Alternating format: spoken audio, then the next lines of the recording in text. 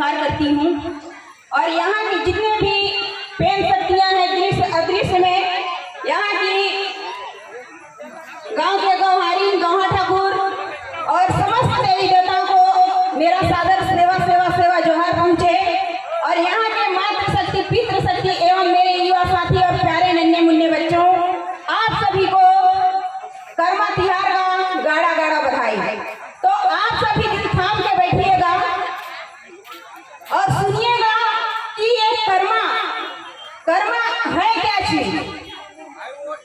कर्मा हम लोग आखिर मनाते क्यों हैं? क्योंकि कर्मा कोई एक उत्सव नहीं है साथियों, ये हमारी परंपरा है, हमारी पहचान है, हमारे पुरखों के द्वारा दिया हुआ विरासत है। ये कर्मा हमें एक सूत्र में बांधता है। आज हम लोग यहाँ पर इतने सारे लोग एक मंच के नीचे बैठे हुए हैं और मैं सबसे पहले यहाँ के आयोजक समिति को बहुत बहुत धन्यवाद देना चाहूंगी कि इन्होंने इतना बढ़िया सफल आयोजन कराया है और हमारी मातृशक्तियों की तादाद यहाँ काफी संख्या में है। और जिस दिन हमारी मातृशक्तियाँ अपनी हक, अपनी अधिकार, अपने रीति रिवाज, अपने नेक संस्कार, अपने तीज त्योहार को जान जाएंगे तो दुनिया की कोई ताकत नहीं है कि हमें झुका दे साथियों। तो हमको अपने तीज त्योहार को जानना है। आज के आधुनिकता में चकाचौंध भरी दुनिया में हम लोग अपनी रीति नीति तीज त्योहार को छोड़ के दूसरों के संस्कृति को अपनाते जा रहे हैं। और इसलिए हम लोग और समाज से हमारा जो समाज है, हमारा जो आदिवासी समुदाय है, वो हमारे जो SC, ST, OBC के लोग हैं, इसीलिए हम लोग और समुदाय की अपेक्षा हर क्षेत्र में पीछे हैं साथियों। ऐसा नहीं है कि हमारे समाज में पढ़े लिखे लोग नहीं हैं, हमारे समाज में भी पढ़े लिखे लोग हैं, ऊंचे ऊंचे पद पर हैं, जनप्रतिनिधि हैं, लेकिन कहीं ना कहीं हम अपनी रीति नीति नेक दस्तूर को पीछे छोड़ के हम दूसरों की ओर भागते हैं, इसलिए हम पीछे हैं। ये आप लोग देख रहे होंगे, मैं भैया को बहुत बहुत धन्यवाद देना चाहूंगी।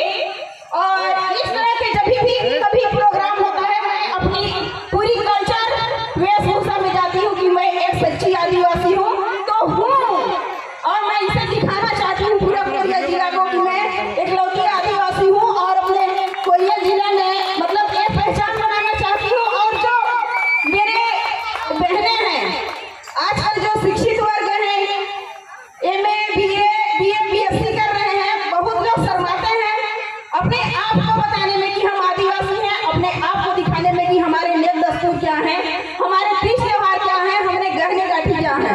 साथियों, तो हम लोग पुराने हैं, हम लोग यहाँ के मूल निवासी हैं। हम लोग से देखकर आजकल जो भी कुछ बन रहा है ना, उन लोग हम मॉडिफाई करके उस चीज को दिखा रहे हैं। जैसे अभी आप लोगों के सामने देखा होगा कि कितना सुंदर प्रस्तुति दी है सारा के कर्मा टीम ने, है ना। तो उनको वहाँ पे लाइट बत्ती की जरूरत पड़ी क्या? नहीं पड़ी ना। उन्होंने खुद अपने से गीत गाए, अपने से बजाए, अपने से नाचे। तो सोचिए, लाइट बत्ती तो अभी आई है और हमारे आदिवासी लोग हजारों साल पहले यहाँ पर निवास करते आए हैं। तो जैसे कर्मा का त्योहार में हम कर्मडार का पूजा करते हैं ना, करते हैं, आप सभी लोग जानते हैं। तो हम कर्मा का एक लगाव को ला के पूजा करने का मतलब होता है हम पूरी प्रकृति की पूजा करते हैं। क्योंकि हम लोग हमेशा यही नारा लगाते हैं कि जल जंगल जमीन हमारी है।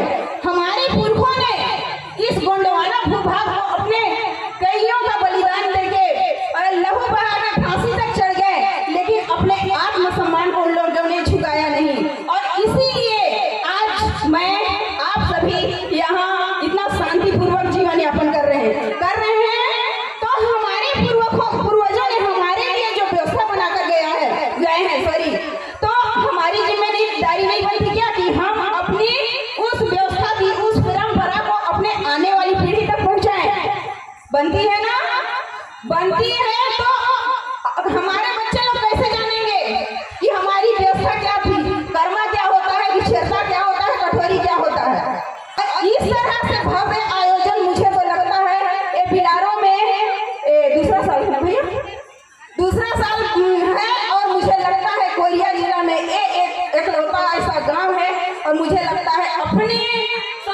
की ओर लौट रहा है। इसके लिए आप लोग जोरदार तालियां बजाइए साथियों,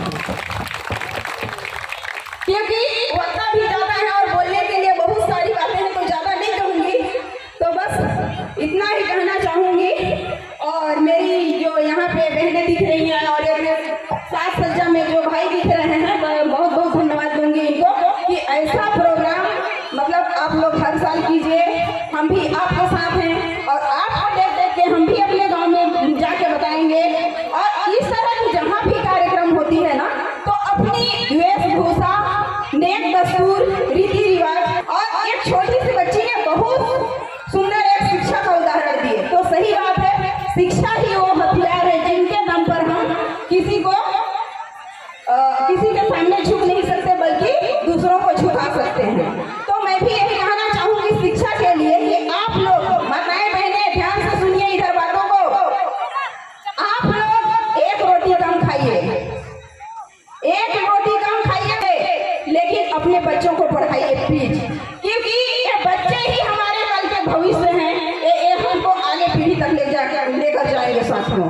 तो ज्यादा ना कहते हुए मैं इतना ही कहकर अपनी वक्तव्य को खत्म करना चाहूंगी। और आप सभी ने